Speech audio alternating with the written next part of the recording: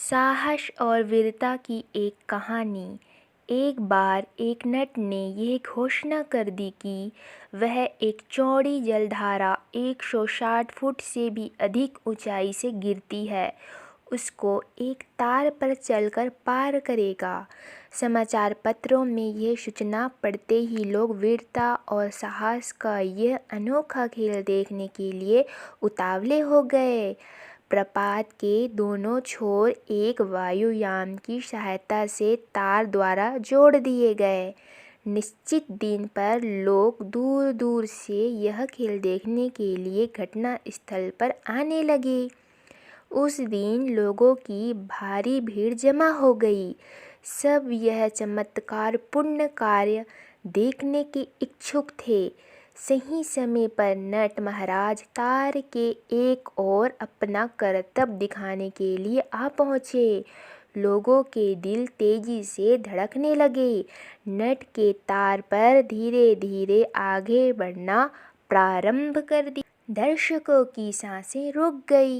यदि नट अपना असंतुलन खो दे तो वह मौत के मुंह में जा पहुंचेगा, परंतु ऐसा अशुभ कुछ भी नहीं हुआ। नट ने तार पर धीरे धीरे चलकर जलप्रपात को पार कर ही लिया। तालियों की ध्वनि से सारा वातावरण गूंज उठा। लोगों का उत्साह बढ़ाने के लिए धन्यवाद देते हुए नट महोदय ने कहा, क्या मैं तार पर चलकर दोबारा वापस जाऊं? लोग एक आवाज़ में बोले, हाँ हाँ जरूर।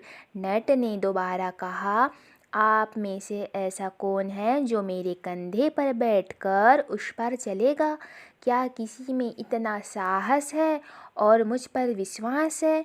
नट का प्रश्न सुनकर सारी भीड़ में एक सन्नाटा सा छा गया। कोई एक शब्द भी ना बोला। आखिर अपनी जान कौन जोखिम में डालता?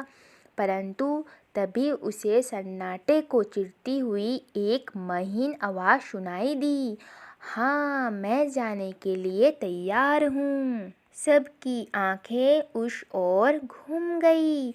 लगभग 10-12 साल का एक बच्चा तेजी से नट की ओर बढ़ा आ रहा था। नट ने बच्चे की ओर आश्चर्य से देखा। कुछ क्षण को वह भी हिचकिचा गया। सोचने लगा, इस बच्चे को स्वीकार किया जाए या नहीं। फिर उसने बच्चे से पूछा, क्या तुम्हें विश्वास है कि तुम मेरे कंधे पर अपना संतुलन बनाए रखोगे? क्या तुम्हें मेरे पर पूर्ण विश्वास है? बच्चे ने दृढ़ता से कहा, हाँ। जब नट को बच्चे पर पूर्ण विश्वास हो गया, तब उसने बच्चे से कंधे पर बैठने के लिए कहा। बच्चा शीघ्रता से उसके कंधे पर बैठ गया। नट ने तार की ओर बढ़ना आरंभ किया।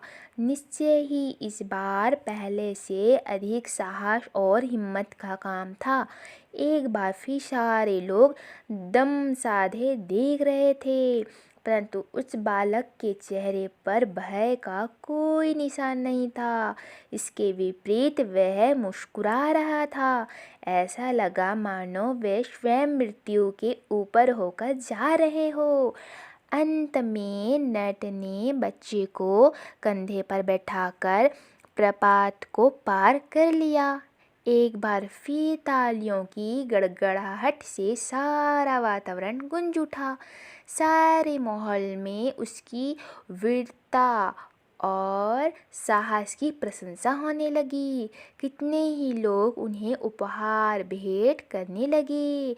अगले दिन देश विदेश के सभी समाचार पत्रों में उनके फोटो छापे गए।